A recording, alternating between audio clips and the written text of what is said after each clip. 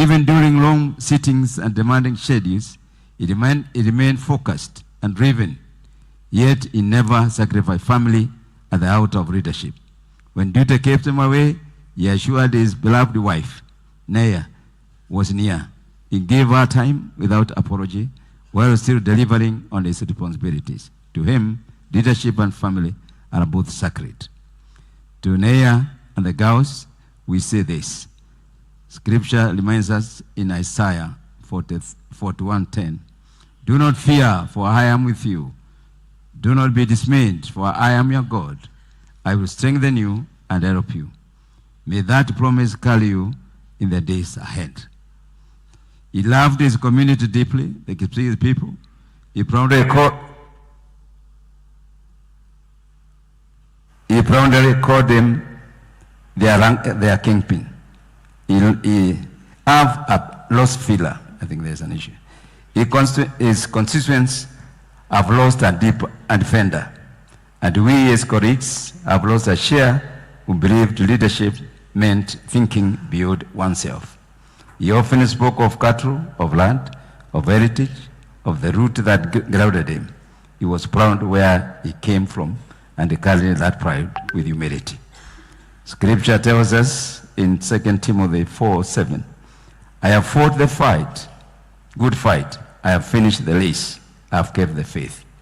Though his departure feels sudden and his work unfinished, in our eyes we trust that he fought his fight with courage, then his race with commitment, and he kept the faith with integrity.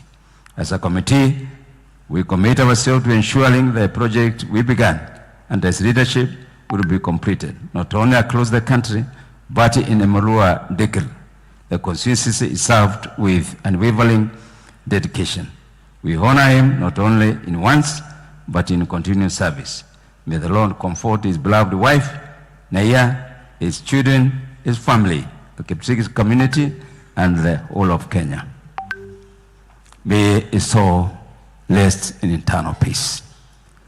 Your Excellency and the Majority Leader, as a committee, we humbly request that as we put up various housing sector in different parts of this nation, that one project is dedicated to his name, in memory of this great leader. I thank you.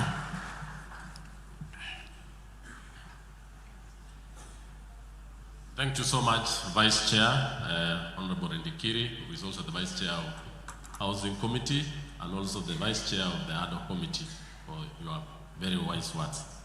Mine will be very short before I hand it over to the Majority Leader for the next move. First and foremost, I want to say that we came to Parliament in 2013 with HON and I knew him as a very young, very spirited, very focused, and more importantly, a very dedicated leader. Ngeno himself, immediately when he came in, was very good in whatever he was doing because he was a go-getter. Whatever many people have described him here, he actually did for his people what he wanted. Issues that he raised every other time. And because he was my friend, he would raise issues concerning land. In my county, the same things are there. And every time when I was issuing title deeds, Ngeno would ask me, how are you doing it? How can we make sure that our people get settled? And in some instances, he was asking, how can the people of Emerua Digir and the larger region of South Rift also have the same issues on land? I want to say, Joanna Ngeno was a very great person. For those of us who served in the 11th, the 12th, and the 13th Parliament, you knew he came in through Kenya Social Congress, he came through Keter and him.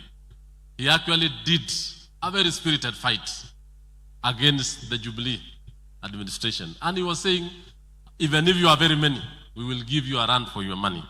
Ngeno was not going to back down. And for those who know him, he was a fighter.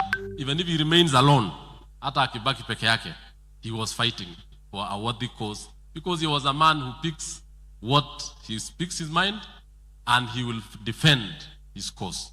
We have lost a leader who was actually very important to us.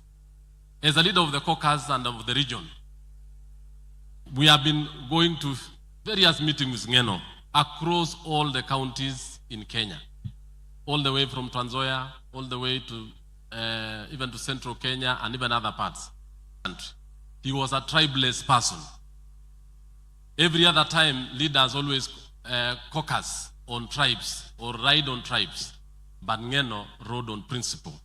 Ngeno rode on focus on what he wanted these people to achieve. I would remember when we were talking about the Mau issue, because as a leader, I would even ask him to tone down. Then I was telling him, we are going to attain what you want. Let's move slow. And at times he would ask me, politics is not about religion. Mainly you look very religious. I told him, no, we'll attain what you want. And at times he would go to the head of public service, we would go to the president. But finally, when we managed to do the cut line and all the others with other leaders, he asked me, everyone has a way of achieving his goal. And I told him, yes, we have achieved. He told me, let's take a chopper to go run around the Mau region. I said, no, but we have done it. Ngeno was such a very wonderful person. I want to ask us, the leadership who are here today, let us run our politics in a more mature, more focused, and people-oriented politics to serve Mwananchi, not to serve ourselves. Ngeno was a great person. Ngeno was a leader who looked at Emurua Dikirr, who looked at the larger Kalenjin nation, not for self, but for the prosperity of the people. I want to say that we have lost a great man. When he came to the house, especially when he came to the leadership, he brought the bills, the housing bills. The housing bills and the laws were very unpopular, but he stood with it. He moved across the slums and the houses that were constructed. He was the face of the housing projects. And if there was anybody who believed in Singapore, it was Ngeno. And we saw the skyline changing. What the president was yearning for. The housing of this nation, the shelter for the people, and making sure that Kenyans are going to sleep and stay in safe houses. So, to have a good house is not a privilege. It is not a privilege. It is a right enshrined in the constitution of this country. So I want to say that we've lost a great man. We've lost a person who was fighting for his people. We lost a person who actually loved art. Last December, I think Mandago and many of us in Eldoret, he actually brought a very big feast where we celebrated artists of all categories. Be they photographers, be they musicians, be they MCs. And every time within our region, when an MC or an artist has a function, Ngeno showed himself with support, with the team, and he perished in his talent of going to support the artist from Endebess, Kim. He visited everyone's constituency. I don't think there's any constituency within that particular vast region where Ngeno didn't visit. He came to Tindred many times. I went to Emurua Dikirr many times. We even went as a leadership from that region to his home and had a lunch. People of Emurua Dikirr, people of Kenya, we've lost a great person. I want to say, as I part, that the way Ndikiri said, let us remember Ngeno in one of the projects that we are doing. And I think the